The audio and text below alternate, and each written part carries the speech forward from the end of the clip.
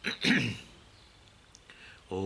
विश्वं दर्पणदृश्यमाननगरी तुल्यन्निजान्तर्गतं पश्यन्नात्मनि मायया बहिरिवोद्भूतं यथा निद्रया यः साक्षात् कुरुते प्रबोधसमये स्वात्मानमेवाद्वयं तस्मै श्रीगुरुमूर्तये नमः इदं श्रीदक्षिणामूर्तये बीजस्यान्तरिवाङ्कुरो जगदिदं प्राङ्निर्विकल्पं पुनः मायाकल्पितदेशकालकलना वैचित्रचित्रीकृतं मायावीव विजृम्भयत्यपि महायोगी वयस्वेच्छया तस्मै श्रीगुरुमूर्तये नमः इदं श्रीदक्षिणामूर्तये तस्मै श्रीगुरुमूर्तये नमः इदं श्रीदक्षिणामूर्तये। ॐ सहना भवतु सहनौ भुनक्तु सह वीर्यङ्करवावहै तेजस्विनावधीतमस्तु मा विद्विषावहै। ॐ शान्तिः शान्तिः शान्तिः। सदाशिवसमारम्भां शङ्कराचार्यमध्यमाम् अस्मदाचार्यपर्यन्तां वन्दे गुरुपरम्पराम्। ઓમ એટલે આ તૈત્રીય ઉપનિષદના ભાષ્યની અંદર આપણે જોઈ રહ્યા છીએ તસ્માદ આકાશાદિ કારણત્વાત વસ્તુતઃ તાવદ અનંતમ બ્રહ્મ આકાશો હિ અનંતઃ ઇતિ પ્રસિદ્ધમ દેશતઃ તસ્ય ચ અયમ કારણમ તસ્માત સિદ્ધમ દેશતઃ આત્મનઃ આનંત્યમ. એટલે બ્રહ્મા અને આકાશની તુલના કરવામાં આવે છે. આકાશ અનંત છે અને બ્રહ્મ પણ અનંત છે. સત્યમ જ્ઞાનમ અનંતમ બ્રહ્મ. એટલે હવે ખરેખર અનંત વસ્તુ શું છે? બે અનંત એવું તો બોલાય એવું જ નથી. અનંત એટલે પછી એનાથી અન્ય કશું ન હોય. તો પછી જો બ્રહ્મ અનંત હોય તો પછી આ આકાશ અનંત ન હોય. તમે કહો કે ના આકાશ અનંત છે તો પછી બ્રહ્મ અનંત ન હોય. પણ શાસ્ત્ર બ્રહ્મને અનંત કહે છે તો પછી આકાશ અનંત ન હોવું જોઈએ. પણ આકાશ અનંત ના હોય એવું કેવી રીતે બને? એટલે એ આ બધો પ્રશ્ન જે છે એનું સમાધાન આપે છે. એટલે અહીંયા કહ્યું તસ્માદ આકાશાદિ કારણત્વાદ બ્રહ્મણ. બ્રહ્મ જે છે વાસ્તવની અંદર આકાશ સહિત સર્વનું કારણ છે. આકાશો હિ અનંત ઇતિ પ્રસિદ્ધમ દેશતઃ. દેશની દ્રષ્ટિએ,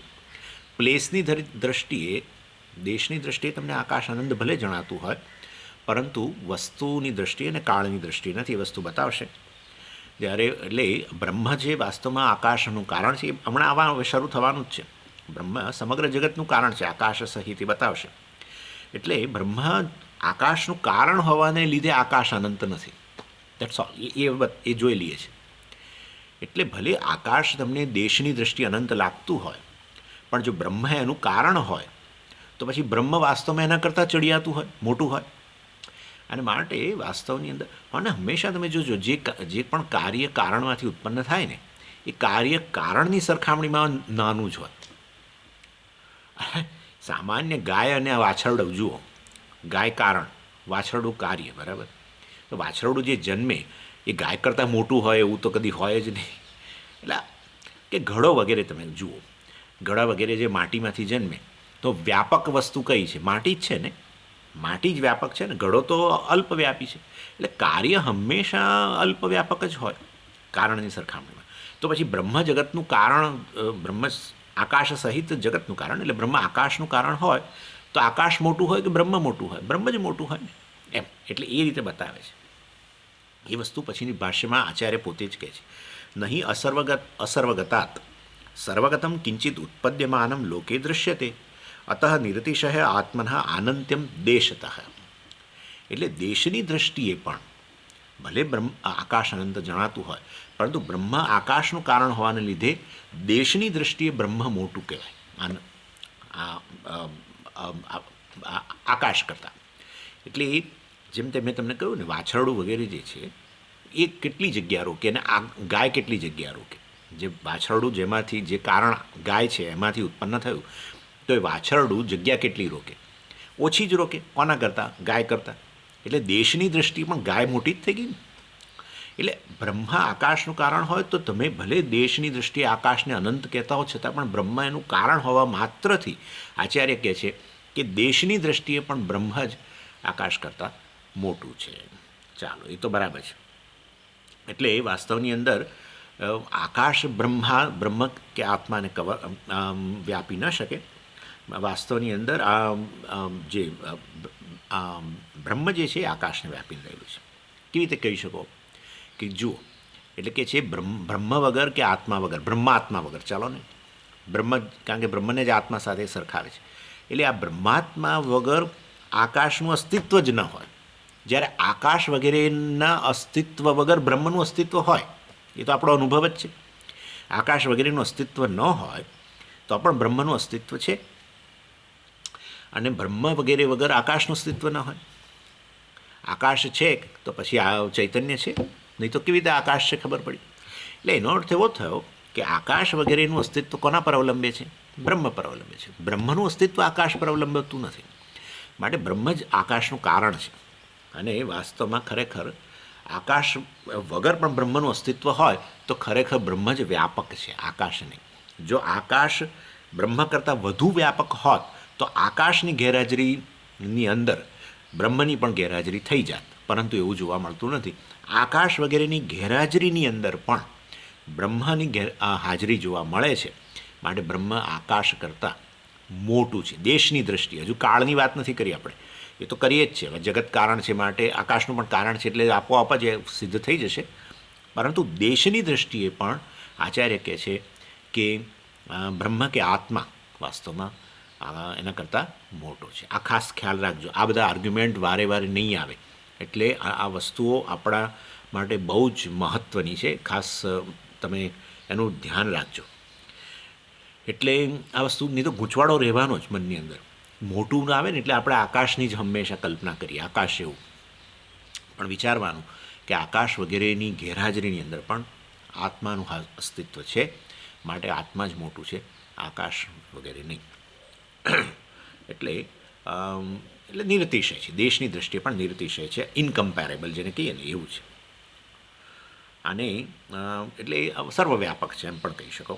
અચ્છા, હવે આગળ કહે છે તથા અકાર્યત્વાત કાલતઃ તદ ભિન્ન વસ્ત્વંતર અભાવાચ વસ્તુતઃ અતઃ એવ નિરતિશય સત્યત્વમ.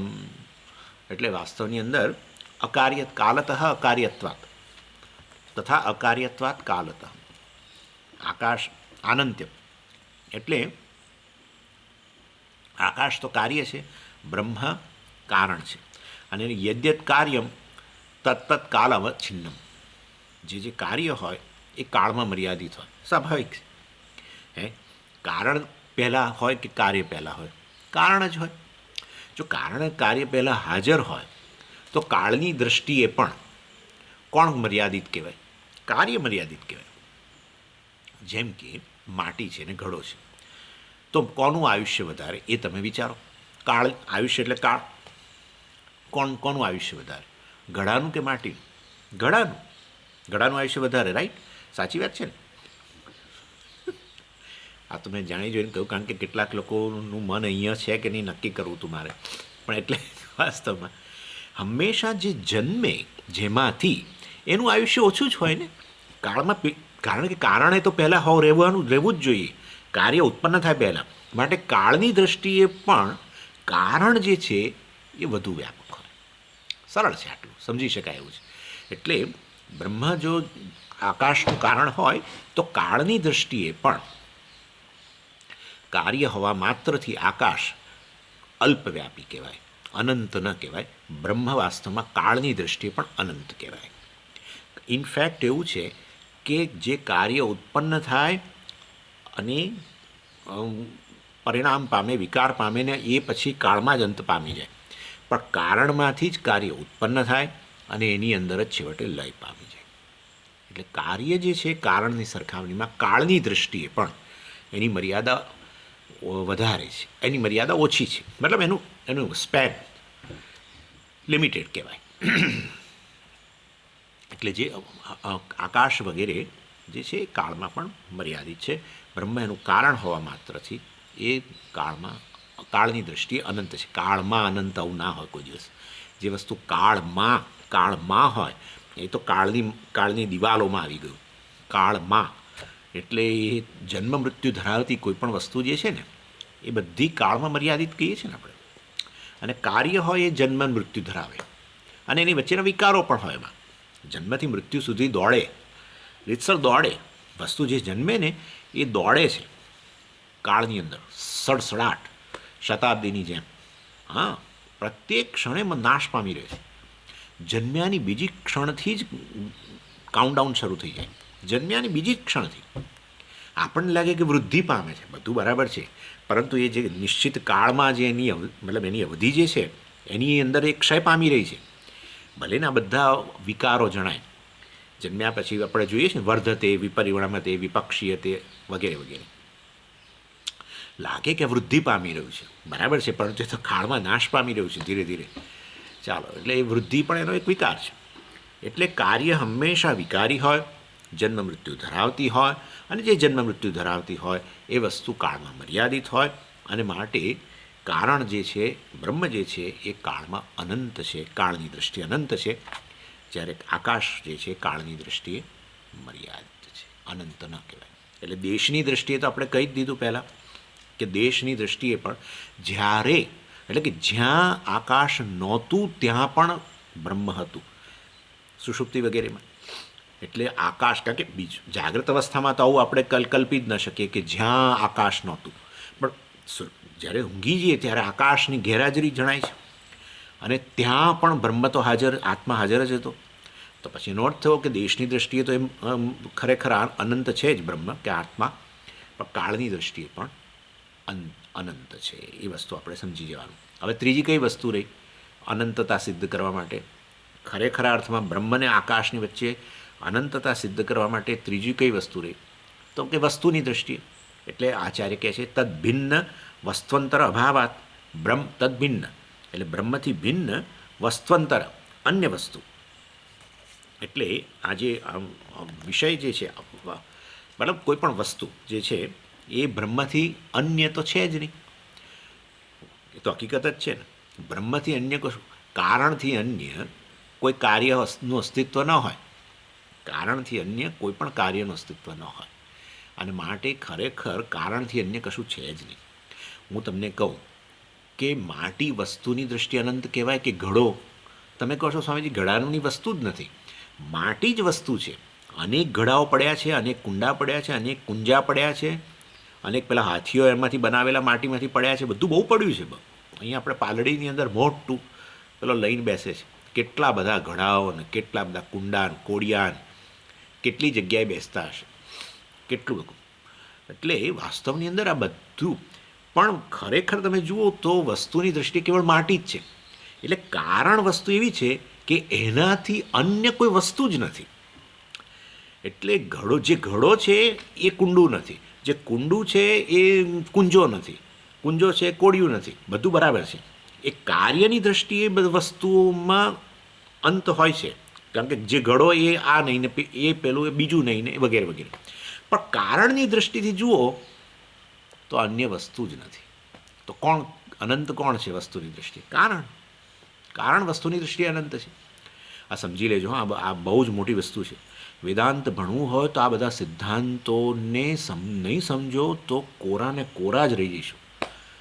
એટલે તમને થશે કે આ સ્વામીજી કેમ આટલું રિપીટ કરે છે? કારણ કે આ જ બ્રેડ એન્ડ બટર છે, આ જ જીવનનો સાર જ આ છે, તમારો સાર. તમે જેને હું કરીને આખો દિવસ ફરો છો એ હું આ છે. દેશની દૃષ્ટિએ તમે અનંત છો, કાળની દૃષ્ટિએ અનંત છો, વસ્તુની દૃષ્ટિએ અનંત છો, સમગ્ર જગતનું કારણ છો. તમારાથી સ્વતંત્ર જગતનું અસ્તિત્વ જ નથી. કોઈ પણ વસ્તુ છે તો ત્યાં તમારા અંદર આવી જ ગયા. ચેતન વગર, તમે ચેતન વગર કઈ વસ્તુ છે એવું બોલી શકશો? એટલે વાસ્તવની અંદર વસ્તુનું અસ્તિત્વ માત્ર તમારાથી સંભવે છે. જે વસ્તુનું અસ્તિત્વ જેનાથી સંભવે એ વસ્તુ એનું કારણ હોય. જે વસ્તુનું અસ્તિત્વ જેનાથી સંભવે એ એનું કારણ હોય. ઘડાનું અસ્તિત્વ જો માટીથી સંભવે તો માટી ઘડાનું કારણ હોય. માટે તમે ચેતન વગર કશાનું અસ્તિત્વ સિદ્ધ નહીં થઈ શકે. પણ સ્વામીજી બધી વસ્તુઓ ન હોય એ કોણ શેનાથી સિદ્ધ થશે? એ માટે પણ તમે જ. એ તો તમને કહી રહ્યો છું, એ ન હોય તોય તમે છો. એટલે વાસ્તવમાં કાર્ય ન હોય તો પણ કારણ તો રહેવાનું જ છે. ઘડો ફૂટી ગયો તેથી શું? માટીને શું થાય? કશું ન થાય. એટલે ઘડો આવે ને જાય, જગત આવે ને જાય, દેશકાળ આવે ને જાય, વસ્તુઓ આવે ને જાય, તમે હું અર્થાત ચેતન ક્યાં આવે ને જાય. ઇન શોર્ટ ચાલો એનીવે, એટલે વાસ્તવમાં તદ ભિન્ન વસ્તુંતર અભાવાત, એનાથી ભિન્ન, આ બ્રહ્મથી ભિન્ન કે આત્માથી ભિન્ન કે બ્રહ્માત્માથી ભિન્ન એમ ગણો. એટલે બ્રહ્માત્માથી ભિન્ન વાસ્તવની અંદર કોઈ વસ્તુનું અસ્તિત્વ નથી. કોઈ પણ વસ્તુ જે તમે વિચારો છો એમાં રહેલું છે પણ જ બ્રહ્મ છે. ના પણ એ સ્વામીજી એ વસ્તુ પહેલાં હતી, આ એ હતીપણું પણ બ્રહ્મ છે. કારણ કે હતી જે હતી ને એ નામરૂપ હવે બદલાઈને હવે બીજા રૂપમાં આવ્યું છે. માટે પહેલાંનું નામરૂપ માટે તમે હતી કહો છો, કે હતું એમ કહો છો, કે હતો એમ કહો છો. હા, હવે જુદા રૂપમાં છે. પણ એ વાસ્તવની અંદર જે હતી એ અત્યારે છું. નામરૂપ માટે તમે હતી શબ્દ વાપરતા હતા, એ નામરૂપ બીજા નામરૂપમાં આવ્યું. હવે માટે એના માટે તમે છું શબ્દ વાપરો કે છે શબ્દ વાપરો છો. એનું એ જ છે. એટલે હતીપણું કે છેપણું કે આવવાપણું, હશેપણું એ છેવટે બ્રહ્મ છે. માટે સર્વમ ખલુ ઇદમ બ્રહ્મ, અને માટે છાંદોગ્યની અંદર છેવટે કહેવામાં આવ્યું આ બધું બ્રહ્મ જ છે. કારણથી અન્ય કશું વસ્તુનું અસ્તિત્વ જ નથી. અને માટે બ્રહ્મ જગતનું કારણ હોવા માટેથી આ જે કંઈ જગત જણાય છે માટે બ્રહ્મ છે. નેહ નાનાસ્તિ કિંચન, કોઈ જગતમાં એનાથી અન્ય મતલબ કે કોઈ દ્વૈતપણું નથી. કારણ કે કાર્ય મિથ્યા છે. માટે ભલે ઘડો અને કુંડું ને બધું તમે અનેક વસ્તુઓ મને ભલે ગણાવતા હો, પણ ખરેખર દ્વૈત નથી. કારણ કે ઘડા વગેરે બધા મિથ્ય વસ્તુ છે. આવું બૃહદારણ્યકનું વાક્ય પણ છે. અને આ બધા આવા શ્રુતિના વાક્યો દ્વારા બ્રહ્મથી અન્ય કે આત્માથી અન્ય, ચૈતન્યથી અન્ય કોઈ વસ્તુનું અસ્તિત્વ સિદ્ધ થતું નથી. માટે અતઃ એવ, તેથી નિરતિશય સત્યત્વમ, માટે બ્રહ્મ કે આત્મા નિરતિશય સત્ય છે. અને આ વસ્તુ આપણે આ રીતે સમજવી જોઈએ. ચાલો હવે આપણે આ બ્રહ્માનંદ વલ્લીનો મુખ્ય સેક્શન છે હવે શરૂ કરીએ. અત્યાર સુધી જોયું તો બધું પેલો સંક્ષેપ હતો. હવે આ બ્રહ્મ જગતનું કારણ છે કે બ્રહ્માત્મા જગતનું કારણ છે. અને માટે આત્મા કે બ્રહ્મા જગતમાં વ્યાપ્ત છે. અર્થાત હું સર્વવ્યાપી છું, હું સૌથી મોટો છું. એ વસ્તુ કેવી રીતે સિદ્ધ કરવી? એટલે આપણે આપણી રીતે જોયું બધું બરાબર છે, પરંતુ શ્રુતિ હવે સમજાવે છે. એ જે પેલો ઋક મંત્ર જે હતો એનો વિસ્તાર હવે થઈ રહ્યો છે. કયો ઋક મંત્ર?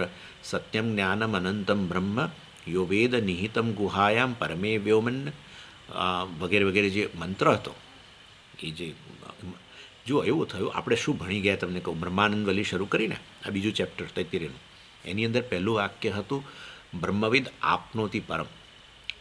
એટલે જે બ્રહ્મને જાણે છે એ પરમ પુરુષાર્થને પ્રાપ્ત કરે છે, અનંતતાને પ્રાપ્ત કરે છે. કારણ કે હું બ્રહ્મ છું અને વાસ્તવ બ્રહ્મ અનંત છે અને હું બ્રહ્મ હોવાને કારણે હું અનંત છું. એટલે એ રીતે આ પરમ પુરુષાર્થ, મનુષ્યને મોટા બનવું છે. મેં હમણાં જ કહ્યું એક જગ્યાએ, મોટા બનવું છે. અને એવા મોટા બની જાઓ, તમે એવા મોટા બની જાઓ કે તમને કદી નાનમ જ ન લાગે. બસ જીવનનો પુરુષાર્થ સિદ્ધિ થઈ ગયો. નાનમ એ છે ને શોક ઉત્પન્ન કરે. નાનમ લાગે આપણને, સ્મોલનેસ એ શોક ઉત્પન્ન કરે. આપણને ખબર નથી, આપણે શોકનું કારણ બીજાને માનીએ છીએ. પેલો મારા માટે શોકનું કારણ છે, પેલા બેન શોકનું કારણ છે, અને પેલી વસ્તુ મારા માટે શોક. કશામાં શોક છે નહીં. તમે તમારી જાતને જ્યારે નાના સ્મોલ લાગે ને તમને, ત્યારે તમને શોક ઉત્પન્ન થાય. કોઈ તમને મોટા ભા કરે ત્યારે કેવું સારું લાગે છે, મોટા ભા. સારે તમારા જેવું સ્વામીજી કોઈ પ્રવચન નથી કરતું, સ્વામી થાય હા હા હા શું મોટું કેવું. કોઈ પણ વ્યક્તિને નાની બતાવી એની સરખામણીમાં આવી બન્યું. એટલે આપણે સમજતા નથી કે ખરેખર આપણે શું ચાહીએ છીએ, શેને પ્રેમ કરીએ છીએ આપણને નથી ખબર. આપણને એમ કે હું આ બધી વસ્તુઓને પ્રેમ કરું. કોઈ કશાને પ્રેમ નથી કરતું. જેની હાજરી માત્રથી તમે મોટા બનો ને, જેની હાજરી માત્રથી તમે તમારો સ્વીકાર કરો, ત્યારે તમે તમારી જાતનો સ્વીકાર કરો જ્યારે તમને એમ લાગે કે મારામાં કોઈ મર્યાદા નથી, ત્યારે જ તમે તમારો સ્વીકાર કરશો. એટલે મારામાં કોઈ મર્યાદા જ નથી, હું સૌથી મોટો છું બધી દૃષ્ટિએ, એવું તમારામાં જે પણ વ્યક્તિ ઊભું કરે, કે જે પણ વસ્તુ તમારામાં ઊભું કરવા માટે શક્તિમાન બને, એને તમે પ્રેમ કરશો. એટલે વસ્તુ તમે ચાહો છો કેવળ મોટાઈ. આ સમજી લો, તમે મોટાઈ જે ઈચ્છે છો, અને માટે મોટાઈ ઈચ્છીએ છીએ, પણ મોટા કેવી રીતે થવું ખબર ન હોય ત્યારે આપણે દંભ કરીએ છીએ. આવું હોય છે, દંભ કરીએ, મોટા હોવાનો દંભ કરીએ. પણ વાસ્તવમાં તમે મોટા છો જાણી લો ને, પછી દંભ કરવાની જરૂર જ નહીં રહે. એટલા મોટા છો કે આખા જગતને સમાવી લો છો, કારણ કે કારણ છો. હું ચેતન કારણ છું. એ અહમ જે છે, હું આજે બધું બોલી રહ્યો છું, એ ત્યારે જ સમજાશે તમને કે જ્યારે તમારો અહમનો અર્થ અને શાસ્ત્રમાં રહેલા અહમનો અર્થ એક બની જશે. એવું નહીં, નહીં તો નહીં સમજાય. શાસ્ત્ર અહમ બ્રહ્મને કહે છે, આત્માને કહે છે, ચૈતન્યને કહે છે, અને આપણે અહમ શરીરને કહીએ છીએ. પછી ક્યાં મેળ પડે? શરીર તો આવડું જ છે, 5 ફૂટ 8 ઇંચનું છે, એટલે પછી એમાં મોટા અને બધું ક્યાં બેસવાનું છે? એ અહમની સ્વિચ બદલાઈ જવી જોઈએ. હા, અહમની સ્વિચ જ બદલવાની છે. હા, બીજું કશું કરવાનું નથી. કારણ કે અહમની અંદર પેલો રહેલો જ છે મોટો. એ મોટો હોવાને કારણે બધામાં રહેલો છે. એ ત્વમમાંય રહેલો છે, ને અહમમાંય રહેલો છે, ને તત્માંય રહેલો છે, બધી જ રહેલો છે. તો સર્વવ્યાપી છે. માટે અહમ જ્યારે હું કહું કે હું શરીર છું, ત્યારે એ તો અંદર બેઠેલો જ છે. મિક્સર જ હોય છે. યાદ રાખો, આપણે પંચદશીમાં ભણી ગયા છીએ આ વસ્તુ. અહમ એ મિક્સર જ છે. હા, જ્યારે તમે સૂર્યનું પ્રતિબિંબ જુઓ છો ત્યારે સૂર્ય ગણી જ લેવાનું. ના, હું તો સૂર્યને એને ઇન્ક્લુડ નહીં કરું. તમે સૂર્યને ઇન્ક્લુડ નહીં કરો તો સૂર્યનું પ્રતિબિંબ કેવી રીતે સંભવશે? તમે સૂર્યનું પ્રતિબિંબ જ્યારે જુઓ છો તો સૂર્યને તો ઇન્ક્લુડ કરવો જ પડે ને, નહીં તો સૂર્ય વગર સૂર્યનું પ્રતિબિંબ જ કેવી રીતે સંભવે? એટલે વાસ્તવની અંદર જ્યાં સૂર્યનું પ્રતિબિંબ જુઓ છો ત્યાં સૂર્ય પેલો રહેલો જ છે ઓરિજિનલ. પણ તમે એમ માનો છો કે સૂર્ય આટલો છે, આ પ્રતિબિંબ રૂપિયાના સિક્કા જેટલો છે. એ ભ્રમ દૂર કરવો પડે. એટલે અહમ જે છે આ શરીર જેટલો છે એ ભ્રમ દૂર કરવો પડે. સર્વવ્યાપી હોવાથી આ શરીર એ બ્રહ્મ જ છે. સ્થૂળ શરીર એ બ્રહ્મ છે, અને સૂક્ષ્મ શરીર એ બ્રહ્મ છે, અને ઇન્દ્રિયો એ બ્રહ્મ છે, અને બધું બ્રહ્મ જ છે. પરંતુ કેવળ આ શરીર નહીં, સામેનું શરીર પણ બ્રહ્મ છે. સામેનું શરીર એ તમે છો. હા, તો આ આખી જુદી વસ્તુ થઈ ગઈ. હું તો આ શરીરને અહમ કહું છું. ના, પેલું સામે શરીર જે છે ને એ અહમ જ છે. હા, તો વાત બરાબર છે. પણ એ શરીરને અહમ કહેવા માટે પહેલાં આ શરીરમાંથી અહમ દૂર કરવો પડે. એક જ શરીરને અહમ કહે કે કરો તો પછી સામેના શરીરને અહમ નહીં કહી શકો. આમ અહીંયા રહેલા અંતઃકરણને અહમ કહો તો સામે રહેલું અંતઃકરણને તમે અહમ નહીં કહી શકો. એટલે પહેલાં આત્માના આત્મ વિવેક કરાવે. એક અનાત્મામાંથી આત્મબુદ્ધિ દૂર કરાવે. અનાત્મા એ આત્મા જ છે. બધું જ આ બધું આત્મા જ હોય, બ્રહ્મ જ હોય, તો પછી સમજીએ આ શરીર બ્રહ્મ જ છે ને, બ્રહ્મ જ છે ને. તો પછી શરીર બ્રહ્મ નથી એમ કેમ કહો છો? શરીર આત્મા નથી એમ કેમ તમે કહો છો? શરીર અનાત્મા છે, અનાત્મા છે, અને તમે તો એનાથી વિલક્ષણ છો એવું કેમ કહો છો? આના કારણે, કારણ કે એક જ શરીરમાં આત્મબુદ્ધિ છે. બધા શરીરોમાં હોય છે કે નથી? ના, નથી. તું એટલો મોટો છું કે તારાથી અન્ય કશું છે જ નહીં. માટે આ જે કંઈ જણાય છે એ બધું તું જ છું. તો પછી એવી આત્મબુદ્ધિ, વ્યાપક આત્મબુદ્ધિ, બ્રહ્મબુદ્ધિ લાવવા માટે એક શરીરમાંથી આત્મબુદ્ધિ દૂર કરવી પડે. અને પછી ખબર પડે જેવી શરીરમાંથી આત્મબુદ્ધિ દૂર થાય ને એની સાથે તમે વ્યાપક બની જાઓ. ખાલી બની અનંત વસ્તુ બનાય નહીં, સમજી જાઓ તમે. શરીરનો અધ્યાસ દૂર થયો એટલે આપોઆપ જ તમે જે સ્વયં પ્રકાશ સ્વતઃ સિદ્ધ જ છો. એ કેવા તમારા મનમાં કેવી પ્રકારની તમારા વિશેની અહમની અભિવૃત્તિ ઊભી થાય કે હું તો વાસ્તવમાં સર્વવ્યાપક છું. જો સર્વવ્યાપક હું તો હવે હું કહું કે આ શરીર એ તમે જ છો. આ શરીર આત્મા છે, આ અહીંયા રહેલું મન આત્મા છે, અને સામેનું શરીર પણ આત્મા છે, સામેની બુદ્ધિ પણ આત્મા છે. સમજી ગયા? આ 2 તબક્કામાં હોય છે વેદાંતનું જ્ઞાન. પહેલાં આત્માના આત્મ વિવેક. એક જેમ પહેલાં આપણે ના કહીએ આ શેના જેવું છે, એક જેમ કે એક તરંગને એવો ખ્યાલ ઉત્પન્ન થઈ જાય કે હું તરંગ છું, તો આપણે પછી એને બ્રહ્મજ્ઞાન આપવું પડે કે ભાઈ તું તરંગ નથી, ભાઈ તું તો તરંગથી વિલક્ષણ જળ છું. ખરેખર તો તારું સત્ય જે છે એ તો જળ છે. જળ વગર તારું અસ્તિત્વ નથી. જળ તારું કારણ છે, ફલાણું ઢીકણું, આમ તેમ બધું કહેવું પડે. તું તરંગથી વિલક્ષણ છું એમ કહેવું પડે. તરંગથી વિલક્ષણ જેવું એને સમજાયું કે હું જળ છું, એની સાથે જ એને થયું કે ઓહો, હું તો અનંત છું. અહીંયા રહેલું હું જ્યાં નજર કરું છું ત્યાં બધું જળ જ જણાય છે. પછી હું કહું કે એ તરંગ પણ જળ છે, અને આ બીજું તરંગ જે ઉઠ્યું ને એ પણ તું છું. ત્રીજું તરંગ ઉઠ્યું એ પણ તું છું. ચોથું તરંગ ઉઠ્યું એ પણ તું છું. સમજી ગયા? એટલે જળની અંદર વાસ્તવમાં એકદમ ઉછળી બોલો. એને થયું કે મારા પર ધ્યાન નથી આપ. મારું ઉદાહરણ આપો ને કે હું પ્લાસ્ટિક છું કે તમે આખો દાડો તરંગને જળ શું કયા કરો છો? હવે બદલવું પડશે મારે, કારણ કે તમે પાછા કંટાળી જશો. દસમાની વાર્તા જેમ ભૂલી ગયો છો એવી રીતે એને ભૂલી જવું પડશે મારે. એક જણ મને કહે છે, સ્વામીજી આ તમે તો ગળા માટીવાળા છો. એટલે ગળા માટીવાળા તો મેં કહું સારું તમે બોલ્યા ભાઈ, પણ તમે ગળો છો એવું તમે કહી શકો કદાચ મને, કે તમે માટી છો એવું કહી શકો, પણ ચાલો ગળા માટીવાળા છો એવું કહ્યું એટલું સારું છે. અતઃ એવ એટલે નિરતિશય સત્યત્વમ, વાસ્તવમાં બ્રહ્મ જે છે નિરતિશય સત્ય છે. અને મેં તમને જે વૃત્તિની વાત કરી કે આ વાસ્તવમાં હવે આજે શરૂ થાય છે એ સેક્શન, એટલે બ્રહ્માનંદ વલ્લીની અંદર પહેલું બ્રાહ્મણ વાક્ય છે બ્રહ્મવિદ આપનોતિ પરમ, સૂત્ર વાક્ય ટૂંકું આટલું, બ્રહ્મને જાણનારો પરમ પુરુષાર્થને પ્રાપ્ત કરે છે. પછી મંત્ર વાક્ય છે, અને એ મંત્ર વાક્યમાં એ બ્રાહ્મણ વાક્યને સમજાવ્યું. બ્રહ્મવિદ આપનોતિ પરમ એટલે બ્રહ્મ એટલે શું, તો કે સત્યમ જ્ઞાનમ અનંતમ બ્રહ્મ. બ્રહ્મવિદ બ્રહ્મને જાણનારો એટલે શું, બ્રહ્મનું જ્ઞાન એટલે શું, એટલે કહ્યું કે આ સત્યમ જ્ઞાનમ બ્રહ્મ અનંતમ બ્રહ્મ જે છે, યો વેદ નિહિતમ ગુહાયામ પરમે વ્યોમન, એ બ્રહ્મને જે સત્યમ જ્ઞાનમ અનંતમ છે એને બુદ્ધિની અંદર અહમના રૂપમાં જે જાણે છે. તો બ્રહ્મ હું છું, હા તમે છો. તો પછી બ્રહ્મ તો સત્યમ જ્ઞાનમ અનંતમ છે, માટે હું સત્યમ જ્ઞાનમ અનંત છું, હા તમે અનંત છો અને તમે સત્ય છો અને તમે જ્ઞાન સ્વરૂપ છો. જ્ઞાનનો એકમાત્ર સોર્સ આત્મા જ છે, જ્ઞાનનો બીજો સોર્સ જ નથી. જ્ઞાનનો સોર્સ અહમથી અન્ય શોધી આપો મને, આ તમને આજે એક્સરસાઇઝ આપું છું. જ્ઞાનનો સોર્સ હુંથી અન્ય જગ્યાએ મને શોધી આપો, શોધી આપો.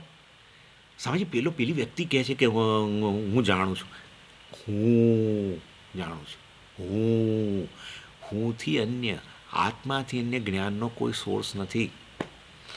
ચેતન અહમથી અન્ય ચેતન છે જ નહીં. ક્યારેય બ્રહ્મા આત્માથી અન્ય કોઈ જગ્યાએ છે નહીં, માટે જ બ્રહ્મને આત્મા કહો. પણ તમે તો કહો છો એ તો સર્વવ્યાપી છે, એટલે તમે સર્વવ્યાપી છો સમજો. હું સર્વવ્યાપી છું, હું તો અહીંયા બેઠો છું, આવી ગયું પાછું. એટલે મેં કહ્યું કે અહમની સ્વિચ નહીં બદલાય તો આ બેસશે જ નહીં. અહમની સ્વિચ બદલાવી જોઈએ કે અહમની અંદર રહેલો જે સત્યંશ છે એ હું છું, મિથ્યાંશ છે એને દૂર કરું. અહમ ઓલરેડી મિક્સર જ છે, સત્ય મિથ્યાનું મિશ્રણ છે. બધી વસ્તુ આખું જગત સત્ય મિથ્યાનું મિશ્રણ છે. જે મિથ્યા છે એ જ સત્ય છે. જે પણ મિથ્યા છે ત્યાં સત્ય રહેલું જ હોય, નહીં તો મિથ્યાનો અનુભવ જ ન થાય. મિથ્યાનું અસ્તિત્વ, મિથ્યાનો અનુભવ પેલા સત્યમાં વંશમાંથી આવે છે. રજ્જુ જ ન હોય તો ક્યાં સર્પનો અનુભવ થવાનો છે? સર્પનો અંશે અંશ, મિથ્યા સર્પનો અંશે અંશ, કણે કણ, માઇન્યુટમાં માઇન્યુટ પાર્ટિકલ પણ રજ્જુ જ છે, એનાથી એને કશું જ નથી. સમજી ગયા તમે? કશું કાઢવાનું ફેંકવાનું છે નહીં, મગફળીના ફોતરાઓની જેમ એ મનમાંથી કાઢી નાખજો. જે મિથ્યા છે એ જ સત્ય છે, પરંતુ એ મિથ્યા છે પહેલાં જાણો, એને સત્ય જાણ્યું છે. શરીર વગેરેને સત્ય જાણ્યું છે, શરીર વગેરેને આત્મા કયો છે એ દૂર કરો પહેલાં, અને એ દૂર થશે ત્યારે સમજાઈ જશે કે આ અનાત્મા મિથ્યા છે વાસ્તવની અંદર. એનીવે ચાલો, એટલે આ અહીંયા યોવેદ નિહિતમ ગુહાયામ પરમે વ્યોમનને, એટલે આ વાસ્તવની અંદર આ બુદ્ધિરૂપી ગુફાની અંદર એને અભિવ્યક્ત થયેલો જાણે છે. અહમના રૂપમાં અભિવ્યક્ત થયો છે. એ જ આત્મા ભલે સર્વવ્યાપી હોય પણ એ અહમના રૂપમાં અભિવ્યક્ત થયો છે. કારણ કે વસ્તુ સર્વવ્યાપી હોય પણ જાણવી ક્યાં, એવો પ્રશ્ન ઊભો થાય છે જ. સર્વવ્યાપી છે સ્વામીજી, બધું બરાબર, પરમાત્મા સર્વવ્યાપી છે, પણ જાણવો ક્યાં? અહમના રૂપમાં. કારણ કે પરમાત્મા ચૈતન્ય છે, ચૈતન્ય એટલે જ્ઞાન, સત્યમ જ્ઞાનમ, અને જ્ઞાનનો સોર્સ અહમ છે. હું ચેતન છું, હું જ જ્ઞાનનો સોર્સ છું. અહમથી અન્ય જ્ઞાનનો કોઈ સોર્સ નથી. જે કંઈ જાણો છો એ જાણનારો છેવટે ક્યાં આવીને ઊભો રહી જાય છે? અહમ. માટે અહમ જ્ઞાનનો સોર્સ છે. અને માટે વાસ્તવની અંદર તમે જ એ બ્રહ્મ સત્યમ જ્ઞાનમ અનંતમ બ્રહ્મ, આ રીતે તમે જ છો, એ જાણી લો બસ. તો પછી શું? વેદ નિહિતમ ગુહાયામ પરમે વ્યોમન, બ્રહ્મવિદ આપનોથી પરમ, બરાબર છે. બ્રહ્મને જાણનારો એટલે બ્રહ્મને શું જાણ? બ્રહ્મ જ્ઞાન શું છે? તો કે બ્રહ્મને આત્માના રૂપમાં જાણો. આપનોથી પરમ, પરમ આપનોથી, પરમ પુરુષાર્થમ આપનોથી, એ જીવનમાં પરમ પુરુષાર્થ પ્રાપ્ત કરે છે, અનંત પુરુષાર્થને પ્રાપ્ત કરે છે, મોક્ષ પ્રાપ્ત કરે છે.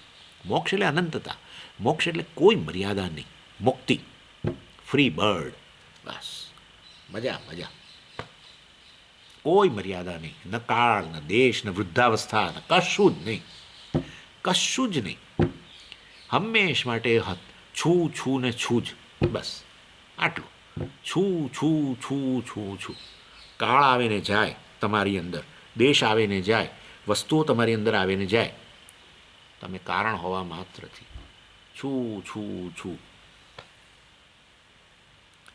હું છું છું છું, ચાલે છે ને? બસ બ્રહ્મવિદ આપનોતિ પરમ. ને આ રીતે મંત્ર વાક્યમાં એટલે કહ્યું સ્વહ અશ્નુતે સર્વાન કામાન. એને હવે કામનાના બધા વિષયો પ્રાપ્ત થઈ જ જાય ને, પણ તમે એ બધા કામનાના વિષયો તમે જ છો, પછી શું મળી જ ગયા તમને. અથવા તો બીજું, એ કામ્ય વિષયોને પ્રાપ્ત કરવાથી જે આનંદ આવે, જે પૂર્ણતાનો અનુભવ થાય, એ પૂર્ણ બ્રહ્મ અહમ અસ્મી. આનંદનો પણ સોર્સ અહમ જ છે. જ્ઞાનનો સોર્સ અહમ છે, આનંદનો સોર્સ અહમ છે, બીજે કોઈ જગ્યાએ નથી. આનંદનો સોર્સ તમે છો. એ ખાલી નિમિત્ત બને છે, વસ્તુ તો એની વે. ચાલો, સહષ્ણુતે સર્વાન કામાન. એ બધા જ કામનાના વિષયો, બધા કામ્ય વિષયો, તમારા કામ્ય વિષયો મને પ્રાપ્ત થઈ ગયા. હે, મને તો સ્વામીજી દાવડાની કામના છે, તમને શેની કામના છે? મને જેની હોય એની ચિંતા ના કરો તમે. તમારા કામનાના વિષયો જે છે, જ્વેલરી હોય, આ હોય, તે હોય, બધું મને મળી ગયું છે. બધાના જગતના પ્રાણી માત્રના કામ્ય વિષયો, સુખના વિષયો, આનંદના વિષયો આ જ્ઞાનીને પ્રાપ્ત જ છે. ઇન્દ્રને જે પ્રાપ્ત છે એ મને પ્રાપ્ત છે, બૃહસ્પતિને જે પ્રાપ્ત છે મને પ્રાપ્ત છે, બ્રહ્માજીને જે પ્રાપ્ત છે મને પ્રાપ્ત જ છે. કારણ કે હું જ સર્વકાહી છું. માટે જેને જે પણ પ્રાપ્ત છે એ બધું મને પ્રાપ્ત છે. હું જ વ્યાપેલો છું, હું જ સર્વમાં રહેલો છું. સમજી ગયા? પૂર્ણ છું, મતલબ પૂર્ણ છું. That's all. એ આનંદ મીમાંસામાં જણાવે છે. એનીવે, એટલે આ જે મંત્ર અને પેલું બ્રાહ્મણ વાક્યને સમજાવ્યું મંત્રમાં, હવે એ મંત્રનો વિસ્તાર હવે શરૂ થાય છે. હું એ વાંચું છું અને પછી એને સમજાવું. તસ્માદાત્મન આકાશ સંભૂત આકાશાદ વાયુ વાયોરગ્નિ અગ્નેરાપ અદ્ય પૃથિવી પૃથિવ્યા ઓષધય ઓષધીભ્યોન્નમ અન્નાત પુરુષ સવાયેષ પુરુષોન્નરસમય. બ્રહ્મજગતનું કારણ જે છે એ વસ્તુ અહીંયા બતાવી રહ્યા છે. સહવા એષ પુરુષોન્નરસમય. આ આખી સૃષ્ટિ જે છે એ અહીંયા એનો ઉલ્લેખ કરવામાં આવે છે. આખી સૃષ્ટિ એટલે શું?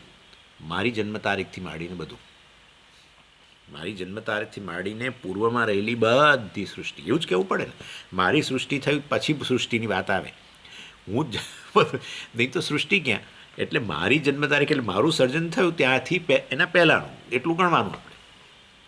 બધું જ વાસ્તવની અંદર એનો ઉલ્લેખ કરવામાં આવે છે. એનું કારણ બ્રહ્મ છે, એ પ્રકારે એનો ઉલ્લેખ કરવામાં આવે છે.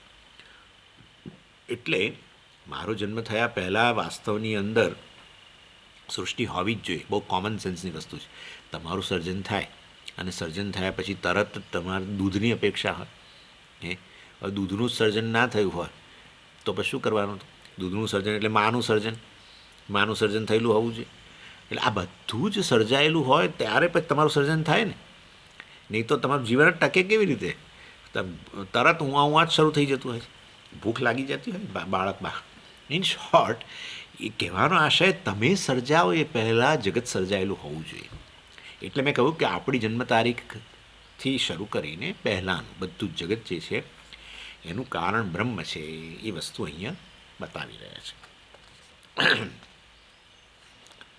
અને એ બધું શેમાંથી આવ્યું છે? બ્રહ્મમાંથી આવ્યું છે. આપણા શરીરથી માંડીને એના પૂર્વમાં રહેલી બધી જ વસ્તુ. એટલે શ્રુતિ અહીંયા જે છે એ વાસ્તવમાં આ બધો બહુ એ પ્રયત્ન નથી કરતી ને સમય નથી બગાડતી. આ બધું આ સૃષ્ટિનું સર્જન જે છે એની મતલબ કે એનું બહુ ડિટેલ નથી આપતી. કારણ કે શ્રુતિનું એ તાત્પર્ય નથી. ખાલી જણાવશે કે આવી રીતે મહાભૂતો બને છે અને મહાભૂતોમાંથી છેવટે આ ભૌતિક વસ્તુઓ બને છે, મતલબ એ સૃષ્ટિ થઈ ગઈ. એમને સૃષ્ટિનું એટલેમાં છે ને શ્રુતિનું તાત્પર્ય ક્યાં રહેલું છે, આ તાત્પર્ય લિંગની અંદર આપણે સમજવાની વસ્તુ છે. મેં તમને કહ્યું હતું આ વસ્તુ વાત કરી છે કે શ્રુતિનું તાત્પર્ય શેમાં છે? બ્રહ્મમાં છે કે શ્રુતિનું તાત્પર્ય સૃષ્ટિમાં છે કે શ્રુતિનું તાત્પર્ય જીવ અને બ્રહ્મને એનું દ્વૈત રહેલું છે એ સિદ્ધ કરવામાં છે, શેમાં રહેલું છે, કેવી રીતે નક્કી કરવું? એટલે વાસ્તવની અંદર, કારણ કે શ્રુતિમાં બધા વાક્યો છે, અહીંયા જ આ સૃષ્ટિનું વાક્ય છે, સૃષ્ટિ વિશે વાત કરે છે, એટલે આપણને થાય કે શ્રુતિને ખરેખર તો આ વિવક્ષા છે કે સૃષ્ટિ વિશે વાત કરવી છે ને, સૃષ્ટિમાં કોઈ તાત્પર્ય જ નથી, એટલે સૃષ્ટિમાં બહુ ડિટેલ નથી આપતા, પણ છેવટે છતાંય કહે છે કે આ બ્રહ્મમાંથી જે કંઈ સૃષ્ટિનું થોડું ઘણું વર્ણન છે એમ કરીને બતાવે છે કે જે કંઈ છે બધું છેવટે બ્રહ્મ છે, કારણ કે બ્રહ્મ જગતનું કારણ છે. માટે જે કંઈ સર્જાયું છે એ બધું કારણ જ હોય, માટીમાંથી જે સર્જાયેલું માટી જ હોય, એટલે માટે વાસ્તવની અંદર એ બતાવવાનું તાત્પર્ય છે કે જે કંઈ છે બ્રહ્મ છે, એ બતાવવા માટે તાત્પર્ય છે. અથવા જે સર્જાયું છે જગત એ વાસ્તવમાં એ બ્રહ્મથી અભિન્ન છે એમ પણ કહી શકો, અને એ બ્રહ્મ તમે છો પાછું, એ પણ કહેવાનો આશય છે. ઇનફેક્ટ શરૂઆત જ ત્યાંથી કરે છે. બ્રહ્મ જગતનું કારણ છે એવું નથી કહેતા, આપણે જોઈએ હમણાં બ્રહ્મ જે આત્મા છે, બ્રહ્મ જે અહમના રૂપમાં રહેલો છે એ જ જગતનું કારણ છે, જે અહીંયા આ અંતઃકરણમાં અહમ વૃત્તિના રૂપમાં અહમના રૂપમાં અભિવ્યક્ત થયો છે, અહંકારના રૂપમાં અભિવ્યક્ત થયો છે, પ્રમાતાના રૂપમાં અભિવ્યક્ત થયો છે. એ પ્રમાતા ખરેખર એ પ્રમાતા નથી, એ તો વાસ્તવમાં એનું સત્ય તો પ્રમા છે, જ્ઞાન છે, ચૈતન્ય છે, એ વસ્તુ બતાવે છે. અને એટલે આ વસ્તુ આવું જાણીએ ત્યારે પછી બહુ મોટો ફેર પડી જાય આપણા જીવનમાં, કારણ કે અહમની વાત આવીને આપણા જીવનમાં ત્યારે જ ફેર પડે જ્યારે આપણી વાત હોય તો, નહીં તો ના ફેર પડે. આપણને કશો ફેર નથી પડતો, બીજાની વાતોમાંથી આપણને શું ફેર પડે છે? કશું ફેર નથી પડતો. જાણીએ ખરા માહિતી તરીકે, બહુ ફેર ના પડે, પણ એ બધી માહિતી જો અહમ સંબંધી હોય તો મોટો ફેર પડી જાય. એટલે અહમને આખું વાસ્તવમાં એ બ્રહ્મનું જગતનું કારણ બતાવીને પણ જોડે જોડે કહે છે કે બ્રહ્મ તો વાસ્તવમાં આત્મા છે અને એમાંથી જગત સર્જાયું છે. માટે ખરેખર હું અલ્પવ્યાપી નથી, હું સર્વવ્યાપી છું. બધાનું કારણ હું છું, બધાનું સત્ય હું છું, બધાનું સ્વરૂપ હું છું, બધાનો આત્મા હું છું, અને એ રીતે હું જ સર્વજ્ઞ છું. અને એટલે આ બદલાઈ રહેલું જગત જે છે એની પાછળ કંઈક એવી વસ્તુ છે જે બદલાતી નથી, નહીં છે તમે. બદલાઈ રહેલું જગત સતત બદલાઈ રહ્યું છે, એ જગતનું કારણ તમે છો. જ્યારે પેલા ઘડામાં પરિવર્તન આવી રહેલું હોય ત્યારે આપણે કહીએ ખરેખર તો માટીમાં પરિવર્તન, એટલે આંશિક રીતે માટીમાં પરિવર્તન નથી આવતું એમ આપણે કહીએ. એટલે આ જે સૃષ્ટિ જે થઈ રહી થાય છે બ્રહ્મમાંથી, એ સતત બદલાય છે, પણ એનું કારણ આત્મા કે બ્રહ્મ છે એ બદલાયા વગરનું છે, સત્ય છે. બદલાયા વગરનું અર્થાત સત્ય, જે બદલાય એ મિથ્યા.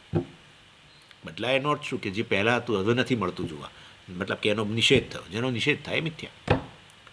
હવે નિષેધ થાય એ શૂન્ય ગયું છે મારે તો, નિષેધ થયો શૂન્ય નહીં, શૂન્યનો નિષેધ જ ના કરી શકાય. કેમ શૂન્યનો નિષેધ ના કરી શકાય? એ નિષેધ એ વસ્તુનો થાય જે હોય, જે હોય જ નહીં એનો નિષેધ કેવી રીતે કરવાનો? એ પ્રસંગ જ નથી કે તમારા માથા પર શિંગડા નથી, પણ આ બોલવાનો અર્થ જ નથી. હતા જ નહીં તો પછી તમે હવે છે નહીં એવું કહેવાનો પ્રશ્ન જ ક્યાં છે? પહેલાં હોય તો એ કહી શકાય કે નથી, પહેલાં જ નહોતા અને અત્યારે નથી ને ભવિષ્યમાં નથી આવવાના, તો પછી એનો નિષેધ કરવાનો વાત જ નથી આવતી. નિષેધ કરો છો મતલબ કે વસ્તુનો અનુભવ થાય છે પણ એ બદલાય છે. જેનો અનુભવ, એટલે મેં કહ્યું જેનો અનુભવ થાય, આજ સવારના ક્લાસમાં જ કહ્યું, જેનો અનુભવ થાય એ મિથ્યા. શરીરનો અનુભવ થાય છે ને, શરીરમાં પીડા થાય મને ખબર પડે છે, શરીરનો રંગ બદલાય છે મને ખબર પડે છે, શરીરની ઊંચાઈમાં ફેર પડ્યું ખબર પડે છે, વજન બદલાયું મને ખબર પડે છે, ફલાણો ખબર પડે છે, ફલાણો ખબર પડે છે. જે અનુભવ થાય છે શરીરનો થાય છે ને, બસ મિથ્યા. મનનો અનુભવ થાય છે, હા થાય છે, મિથ્યા. કેવું સરસ છે, અમેઝિંગ છે નહીં? મજા આવે છે. આ અમેઝિંગ ટૉપિક હવે શરૂ થાય છે, બહુ મસ્ત ટૉપિક શરૂ થાય છે હવે. બધાને તમને મને બધાને મજા પડે એવો.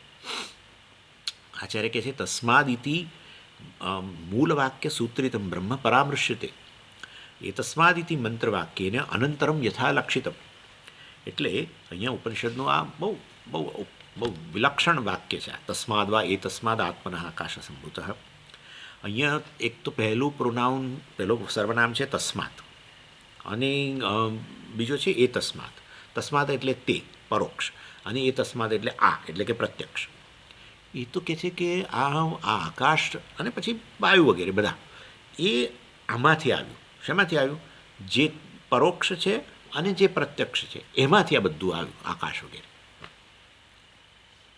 એટલે એક પ્રત્યક્ષ અને એક પરોક્ષ, અને બંનેને એ સરખામાં આવે. પેલું કારણ છે એવું કહો તો જુદી વસ્તુ છે, તો સમજી જઈએ.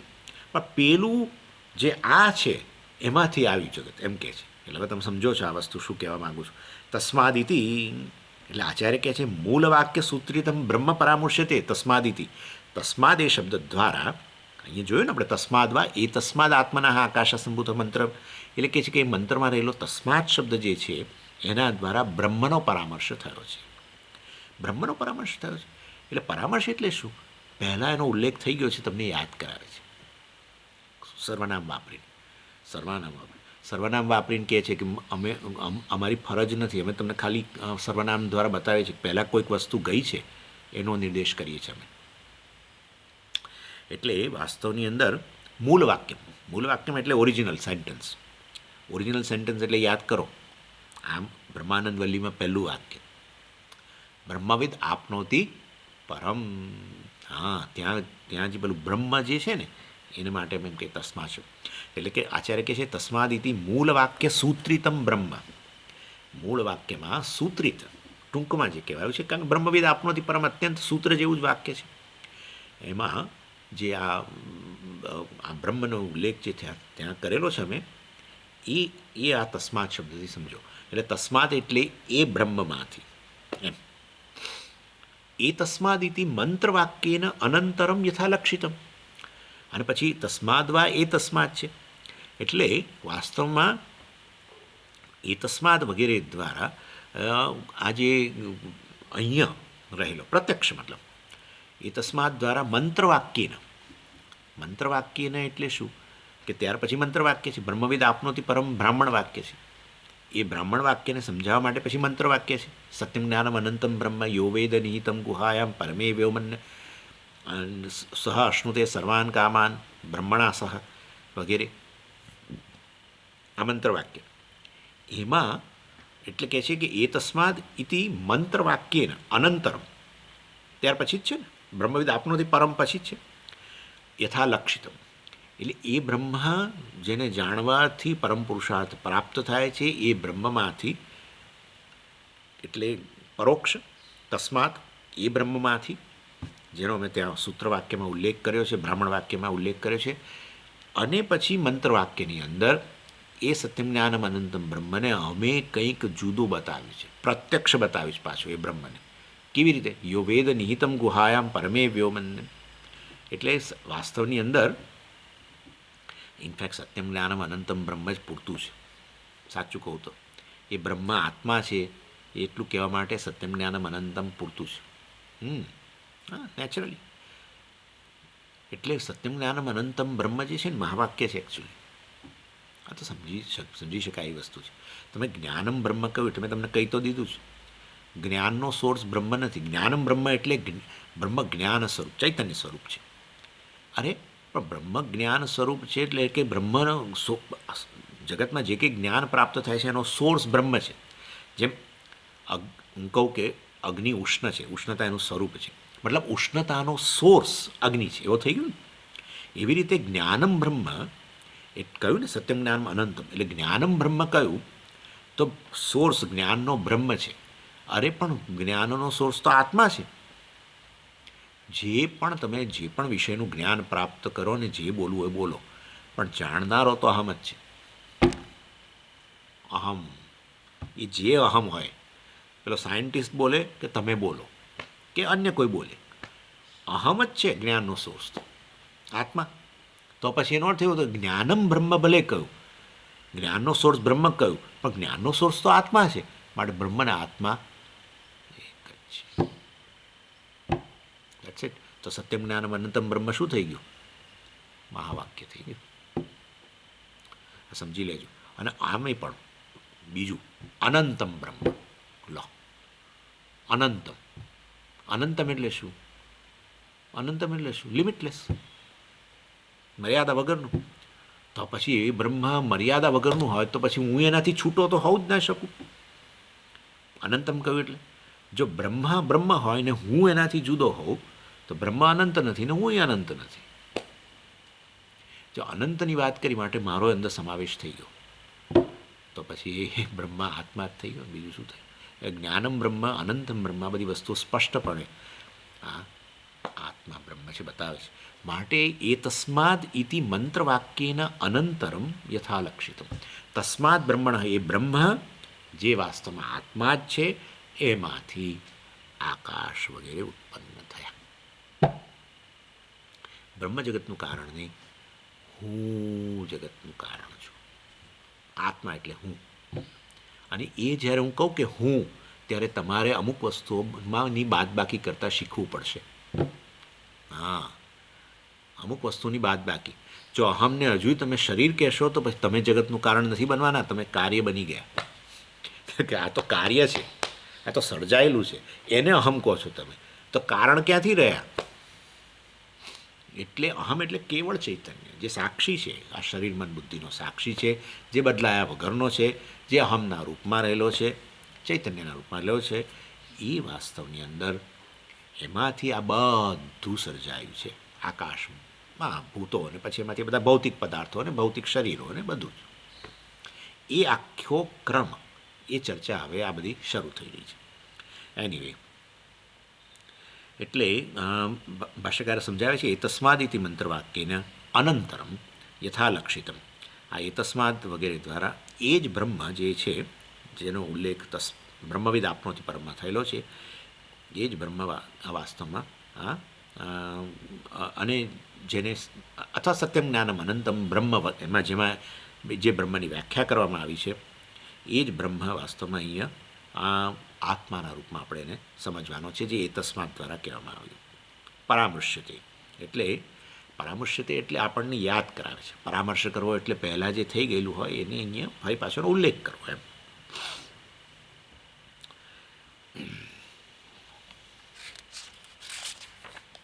ચાલો હવે આગળ કે છે યદ બ્રહ્મ આદૌ બ્રાહ્મણ વાક્યેન સૂત્રિતમ યચ્ચ સત્યમ જ્ઞાનમ અનંતમ બ્રહ્મ ઇતિ અનંતરમેવ લક્ષિતમ તસ્માદ એતસ્માદ બ્રહ્મણઃ આત્મનઃ આત્મશબ્દવાચ્યાત આત્મા હિ તત્સર્વસ્ય તત્સત્યમ સ આત્મા ઇતિ શ્રુત્યંતરાત અતઃ બ્રહ્મ આત્મા. આચાર્ય બિચાર કે આ બ્રહ્મ આત્મા છે એ પાછું આપણે બરાબર જો ન બેસતું હોય તો એમ આચાર્ય એમની પોતાની રીતે આ વસ્તુ સમજાવે છે. શું કહે છે? યદ બ્રહ્મ આદૌ બ્રાહ્મણ વાક્યને સૂત્રિતમ, એટલે બ્રહ્મ જે એનો પહેલાં સૂત્રના રૂપમાં ઉલ્લેખ, સૂત્ર વાક્યમાં બ્રહ્મવિદ આપનોતિ પરમ વગેરેમાં ઉલ્લેખ કરવામાં આવ્યો છે. અને આખું આ વેદાંત શાસ્ત્ર જે છે એ આ બ્રહ્મવિદ આપનોતિ પરમ જે છે ને એ એટમ બોમ્બ છે. શું તમે આ બધું ગાડા જેવું ના બોલો. હું એમ નથી કહેવા માગતો, હું એમ કહું છું કે આખું વેદાંત શાસ્ત્રની જરૂર પડશે આટલું સમજાવવા માટે. બ્રહ્મવિદ આપનોતિ પરમ સમજાવવા માટે આખું વેદાંત શાસ્ત્ર જોઈશે. બ્રહ્મ શું છે? એક બ્રહ્મવિદ એટલે બ્રહ્મને જાણનારો, એટલે કે બ્રહ્મ જ્ઞાન. એ બ્રહ્મ જ્ઞાન શું વસ્તુ છે એ, અને જાણી લઈશ તો શું મળશે? પરમ આપનોતિ એ પરમ પુરુષાર્થ એટલે શું? આ બ્રહ્મને જાણનારો પરમ પુરુષાર્થ પ્રાપ્ત કરે છે, મોક્ષ પ્રાપ્ત કરે છે. મોક્ષ એટલે શું અને કેવી રીતે પ્રાપ્ત કરે છે? આ જાણ્યા પછી એણે ક્યાંક જઈને ઝાડ નીચે બેસીને સમાધિ લગાવવી પડશે? શું કરવું પડશે? આ જાણવા માત્રથી મોક્ષ મળી જાય? તો આ બ્રહ્મને જાણવા માત્ર, બ્રહ્મને આત્માના રૂપમાં જાણવાથી મોક્ષ મળી જાય? ખાલી જાણવું એ જ મોક્ષ છે? આવું કેવી રીતે હોય? એટલે તો પછી એનું કે બ્રહ્મનું અજ્ઞાન છે. આ અજ્ઞાન બ્રહ્મનું એટલે એ ક્યાંથી આવી વસ્તુ? પણ હું તો જીવ માનું છું મારી જાતને, હું કેવી રીતે બ્રહ્મ હોઈ શકું? ફલાણું આ બધાની જરૂર પડશે. બ્રહ્મવિદ આપનોતિ પરમ સમજાવવા માટે આખું વેદાંત શાસ્ત્ર જોઈશે. એક તો છે ત્યારે એક તો શરૂઆત કરી. આ બ્રહ્માનંદ વલ્લીનું શરૂઆતનું વાક્ય આટલું જ છે, સૂત્રિતમ. બ્રાહ્મણ વાક્યનું સૂત્રિત બ્રાહ્મણ વાક્ય છે. તો એટલે બ્રાહ્મણ વાક્ય શું બોલ કરો છો? મેં તમને કહ્યું છે આ વેદની અંદરના બધા જુદા જુદા સેક્શન્સને જુદા જુદા નામ અપાયા છે. મંત્ર વિભાગ, બ્રાહ્મણ વિભાગ વગેરે. એટલે આ બ્રાહ્મણ વિભાગમાં રહેલું વાક્ય છે. તૈત્તિરીય શાખામાં, કૃષ્ણ યજુર્વેદની તૈત્તિરીય શાખાની અંદર આ બ્રાહ્મણ વાક્ય છે, બ્રહ્મવિદ આપનોતિ પરમ. એ બ્રાહ્મણ વિભાગને મંત્ર વિભાગનું મંત્ર જે છે એ સમજાવે છે. બ્રહ્મ કિમ તદ બ્રહ્મ, એ બ્રહ્મ શું છે? સત્યમ જ્ઞાનમ અનંતમ બ્રહ્મ. બ્રહ્મને બ્રહ્મવિદ, બ્રહ્મને જાણનારો એટલે બ્રહ્મ જ્ઞાન શું વસ્તુ છે? બોલો, યો વેદ નિહિતમ ગુહાયમ પરમે વ્યોમ. એ બ્રહ્મ જ આત્મા છે, એને બ્રહ્મજ્ઞાન કહેવાય, કે આત્મજ્ઞાન કહેવાય. અને આવું જાણી લઈશ તો પરમ પાપ આપનોથી તમે કહેતા હતા, બધું મળી જશે. હા, તો મળી જ જશે. સહ અશ્નુતે સર્વાન કામા, કારણ કે એ બ્રહ્મ જ જગતનું કારણ છે. માટે જે પણ કામ્ય વિષય છે એ કાર્ય છે. જે પણ કામ્ય વિષય, સ્વર્ગ હોય, નર્ક હોય, કે અહીંની કોઈ વસ્તુ હોય, જ્વેલરી હોય, ફલાણું હોય, ઢીકણું હોય, જે પણ હોય, બધું બ્રહ્મ છે. અને એ બ્રહ્મ હું છું, માટે બધું પ્રાપ્ત થઈ ગયું મને. સમજ્યા? એટલે આ રીતે વાસ્તવની અંદર આટલા સૂત્રવાક્યને સમજાવવા માટે આખું વેદાંત શાસ્ત્ર જોઈએ. અને એ વસ્તુ બતાવે છે કે જો બ્રહ્મ આત્મા હોય તો પછી હું બ્રહ્મ છું એવું મારે કહેવું જોઈએ, પણ હું કદી કહેતો નથી. હા, તો પછી બ્રહ્મનું અજ્ઞાન પણ છે, આત્માનું અજ્ઞાન પણ છે. એટલે વાસ્તવની અંદર આ બ્રહ્મ ખરેખર અપ્રસિદ્ધ વસ્તુ છે જગતની અંદર. અને એ બ્રહ્મને વાસ્તવની અંદર તમે એવી રીતે એક્સિડન્ટલી, આમ આકસ્મિક રીતે, સ્વામીજી હું જતો હતો ને, મારે ભેટો થઈ ગયો એમનો. હું જતો હતો ને મને ભેટો થઈ ગયો. એવી રીતે એક દિવસ આવી રીતે તમે બધું ભણાવો છો ત્યારે હું બ્રહ્મને શોધીતો રહ્યો જ છું. કારણ કે એ મળી જાય તો બધી વસ્તુ પ્રાપ્ત થઈ જાય એવું તમે બોલ્યા છો. એટલે હું બ્રહ્મને શોધતો હતો. અને એક દિવસ કોણ જાણે એવો શુભ અવસર આવ્યો કે આમ હું જતો હતો અને એક ટ્રેલ પર એક એના પર ચાલતા ચાલતા નીકળતો હતો. અને એક દિવસ આમ સામેથી જ આ બ્રહ્મનો ભેટો થઈ ગયો. એ બ્રહ્મનો ભેટો ના થાય, રીંછનો ભેટો થાય અને વાઘનો ભેટો થાય, કોઈ દિવસ બ્રહ્મનો ભેટો ના થાય. યાદ રાખજો, ચોરનો ભેટો થઈ જાય, હા, ચોર વરુ બધાનો ભેટો થાય, બ્રહ્મનો ભેટો નહીં થાય. કેમ બ્રહ્મનો ભેટો ના થાય? એ બ્રહ્મ તો આત્મા છે, જે નીકળ્યો છે ને એ બ્રહ્મ છે. હા, એ નીકળવાનો વિષય નથી. તમારાથી અન્ય હોય એ બ્રહ્મ નથી. અહમથી અન્ય બ્રહ્મ છે જ નહીં. કેમ કેમ બ્રહ્મ નથી? તો શું કહેવા માગું છું? અહમથી અન્ય હોય તો એ અબ્રહ્મ હોય. અહમથી અન્ય, કેમ અહમથી અન્ય એટલે અબ્રહ્મ કેવી? બ્રહ્મનો અર્થ શું છે? બ્રહ્મ એટલે સૌથી મોટું, સૌથી વ્યાપક. હા, તો પછી તારાથી અન્ય કેવી રીતે હોય? તારાથી અન્ય હોય તે અલ્પવ્યાપી હોય કે સર્વવ્યાપી હોય? સર્વવ્યાપી હોય તો તારો સમાવેશ કરેલો હોય કે ના હોય? કરેલો હોય. તો પછી તારાથી અન્ય કેવી રીતે હોય? આ ખબર નથી. બસ એ વાત બરાબર છે, એ ખબર નથી. સમજો? એટલે આ બ્રહ્મનો ભેટો, બ્રહ્મનો અનુભવ, આ વસ્તુ નીકળી જ જવી જોઈએ મનમાંથી. જેનો અનુભવ થાય, ઇવન સારામાં સારા મેડિટેશનની અંદર સરસ અનુભવ થયો મને આજે સવારે, બહુ સુંદર. ધીમેરીને આંખ ખોલે જ્યારે કંઈક આમ સારું શાંતિ મનમાં હોય ને, ધીમેરીને આંખો બંધ કરે ને છેવટે 5-10 મિનિટ પછી ધીમે ધીમે આંખો ખોલે અને ધીરે ધીરે મુંડી ફેરવે આમ કરીને. એટલે બધામાં જ કે એને કંઈ વિશેષ અનુભવ થયો. પછી આપણે પૂછીએ ને કે કહેવાની આ સ્વામીને નહીં કહેવું કોઈ દિવસ. કેમ? એ તો તરત નકારી કાઢશે. તો નકારે જ ને, પણ જેનો અનુભવ થાય એ બ્રહ્મ નહીં હોય.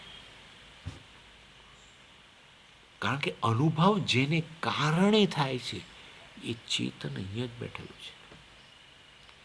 એટલે અહમથી અન્ય કદી શક્ય જ નથી. ક્યાંય શક્ય? તમે તો બતાવો છો ને અહીંયા આ અસ્થિભાતી પ્રિય, બતાવો બધું બતાવીએ અમે, કારણ કે છે બધું છેવટે બ્રહ્મ. પણ બ્રહ્મને જાણવો પડશે આત્માના રૂપમાં જ. બ્રહ્મ અપ્રસિદ્ધ છે જગતમાં. જ્યાં પણ તમે બ્રહ્મ બોલશો તો એ લોકો બ્રહ્મ શબ્દ પણ નથી બોલી શકતા, ભ્રમ બોલે છે. બ્રહ્મય નથી બોલતા આવડતું, ભ્રમ બોલે છે. બતાવે છે કેટલું અપ્રસિદ્ધ છે. હા, એ આપને ભ્રમ કો કેસે જાના, એમ કે છે. બ્રહ્મ છે, ભ્રમ નથી. એનીવે, એટલે જે શાસ્ત્રનો શ્રવણ કરે છે અને બ્રહ્મને જાણે છે, બ્રહ્મવિદ કહેવાય. અને એને પરમ પુરુષાર્થ પ્રાપ્ત થાય છે. અર્થાત પરમ પુરુષાર્થ એટલે ક્લેરિટી. મનુષ્યના જીવનની જે ઉત્કૃષ્ટ ધ્યેય છે એ પ્રાપ્ત થાય છે. એનીવે, યદ બ્રહ્મ ચ અનંતરમ એવ સત્યમ જ્ઞાનમ અનંતમ ઇતિ મંત્રવાક્યેન લક્ષણયા લક્ષિતમ. આ બ્રહ્મ જે છે વાસ્તવની અંદર એની જેની વ્યાખ્યા સત્યમ જ્ઞાનમ અનંતમ વગેરે દ્વારા જેની વ્યાખ્યા કરવામાં આવી છે મંત્રવાક્યની અંદર. મંત્ર પેલો અનંતરમ મંત્રવાક્યમાં, બ્રહ્મવિદ આપણો પરમ બ્રાહ્મણ વાક્ય. પછી મંત્રવાક્યમાં એ વસ્તુને સમજાવવામાં આવી ને એ બ્રહ્મ શું છે, એટલે પછી વ્યાખ્યા આપી સત્યમ જ્ઞાનમ અનંતમ બ્રહ્મ. એટલે યદ બ્રહ્મ ચ અનંતરમ એવ સત્યમ જ્ઞાનમ અનંતમ ઇતિ મંત્રવાક્યને લક્ષણાયા લક્ષિતમ. લક્ષણાયા લક્ષિતમ એટલે એ લક્ષણ એટલે વ્યાખ્યા, ડેફિનેશન. લક્ષણાયા લક્ષિતમ એ વ્યાખ્યા દ્વારા એને લક્ષિત કરવામાં આવે છે. તસ્માદ, અને એ શ્રુતિ વાસ્તવની અંદર જો એવું હોય તો શ્રુતિએ કેવું છે, તસ્માદ બ્રહ્મણ, પણ વાસ્તવની અંદર પેલો જે જ્ઞાનમ શબ્દ રહેલો છે અને પેલા ગુહાયામ નિહિતમ વગેરે જે શબ્દો રહેલા છે મંત્રની અંદર, એના દ્વારા બ્રહ્મને આત્મામાં કન્વર્ટ કરી દીધો. કશું કહ્યું નહીં તો તસ્માદ વા એ તસ્માદ આત્મના આકાશ સંભૂત. તસ્માદ વા એ તસ્માદ એટલે તસ્માદ એટલે બ્રહ્મ, અને એમ કરીને એ ત્યાં તસ્માદ પછી બ્રહ્મણ કહેવું જોઈએ, એ તસ્માદ પછી આત્મના.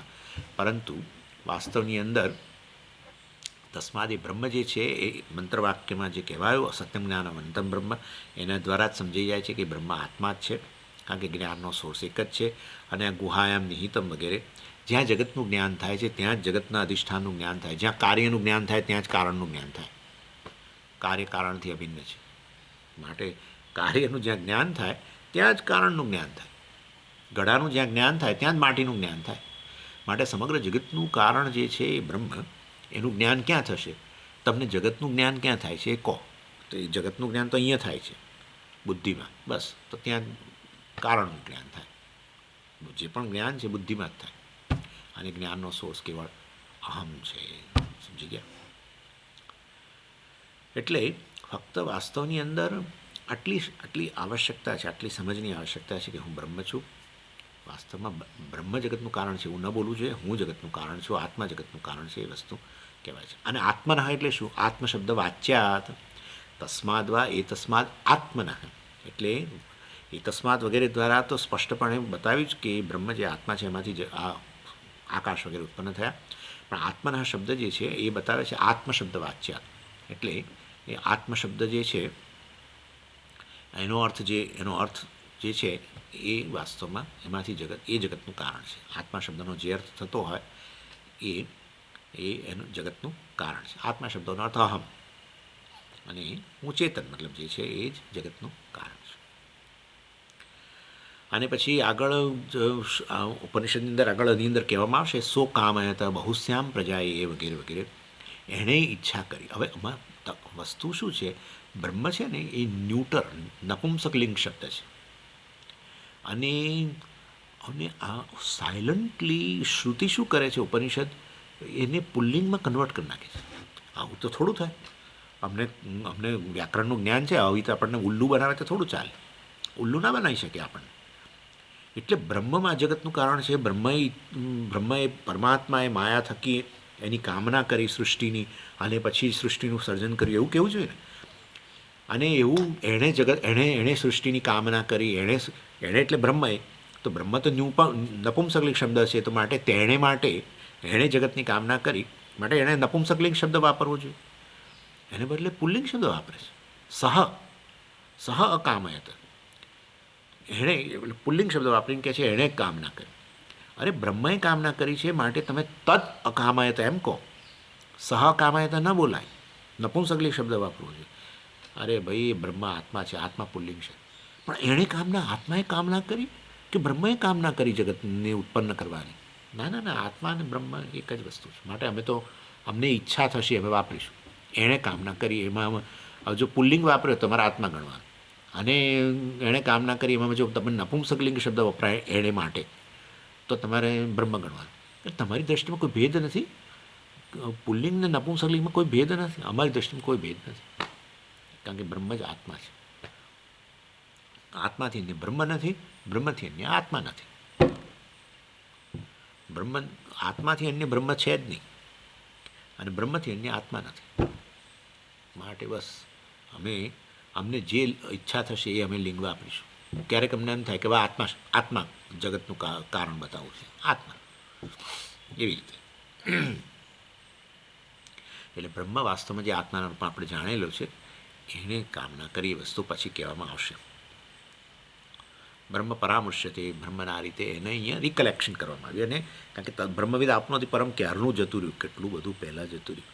તમે તો બહુ ચર્ચા કરી. હા સ્વામીજી, અમે તો કંટાળી ગયા આ વખતે. તો આ સત્યમ જ્ઞાન અનંતમાં તો ઠીક છે, અમે તમને મોડું બતાવીએ છીએ, કારણ કે તમે પાછાની તો શોધો એની અંદર કે આ દેખાયા નહીં, આ દેખાયા નહીં, એટલે અમે તો આ સાંભળ્યા કરીએ છીએ. પણ બાકી એટલે મારે જેમ કહું છું કે આ બ્રહ્મ યાદ કરાવવું પડે. બ્રહ્મવિદ આપનોથી પરમ વગેરે, એટલે પરામૃશ્યતે એટલે રિકલેક્ટેડ, એ પહેલાં જે મેં કહ્યું છે એ ગણજો તસ્માદ વગેરે દ્વારા. તે બ્રહ્મમાંથી એટલે શું? જેની ઈસવીસન પૂર્વે ચર્ચા થયેલી છે એ તદ બ્રહ્મ સર્વસ્ય જગત આત્મા. એ બ્રહ્મ જ વાસ્તવમાં સર્વનું આત્મા છે. કહી દીધું આચાર્ય, આત્મા છે સર્વનો આત્મા. એટલે શું? સર્વનું સ્વરૂપ એ છે, સર્વનું સત્ય એ છે, સર્વનો સાર એ છે, સર્વનો કોર, કન્ટેન્ટ, ટ્રુથ,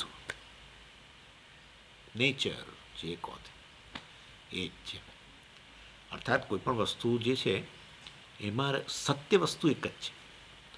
આ શરીર કે ક્લિપ કે પાછળ રહેલો આ પડદો કે પાછળ રહેલા પેલા શંકરાચાર્યજી, બધાનો સત્ય વસ્તુ એક જ છે, અને એ છે આ બ્રહ્મ. અસ્થિ ભાતિ પ્રિય, એનાથી અન્ય સત્ય નથી. આમાં તમને પેલા ભેદ નથી દેખાતો સ્વામીજી? આ શરીરમાં એમાં તમને ભેદ નથી દેખાતો? તમે તો કહો છો આ બધાનું સત્ય એક જ છે, એટલે બધાનો આત્મા એક જ છે એમ કહેવા માગો છો? હા, બધાનું સત્ય એક જ છે, બધાનો કન્ટેન્ટ એક જ છે, બધાનો સાર, એસેન્સ એક જ છે. આત્મા શબ્દના આટલા અર્થ છે. આત્મા એટલે સાર, આત્મા એટલે સત્ય, આત્મા એટલે સ્વરૂપ, આત્મા એટલે સ્વભાવ, જે કહો તે બધું, કોર, કન્ટેન્ટ, નેચર, જે એસેન્સ, જે કહો તે. આત્મા શબ્દનો અર્થ આવો છે, સમજો. અહીંયા આચાર્ય કે સર્વસ્ય જગત હિ આત્મા. સર્વસ્ય જગત, આ સમગ્ર જગતનો આ આત્મા છે. કોણ? બ્રહ્મ. અને જે વાસ્તવમાં આ આત્મા છે, મતલબ અહમ, હું. એની તત્ સત્યમ સા આત્મા, આચાર્ય કહે છે એ સત્ય છે અને એ આત્મા છે. એ ચર્ચા હવે આવતી વખતે કરીશું. ઓમ પૂર્ણમદ પૂર્ણમિદમ પૂર્ણાત પૂર્ણમુદચ્યતે પૂર્ણસ્ય પૂર્ણમાદાય પૂર્ણમેવાવશિષ્યતે. ઓમ શાંતિ શાંતિ શાંતિ. હરિ ઓમ શ્રી ગુરુભ્યો નમઃ. હરિ ઓમ.